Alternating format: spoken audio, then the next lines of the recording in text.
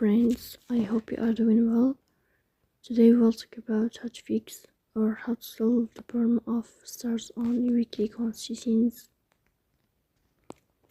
Here you click on apps, default apps, app settings.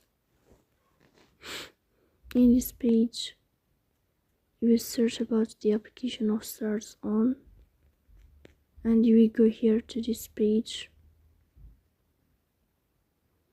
Then in this page of app info you will click on first stop and you will click OK. Here you will enter to storage. Then you will click on clear cache. In the end you will turn off your phone and you will restart your phone again to fix that problem. So that's all. Don't forget to support us by like and subscribe. See you next time.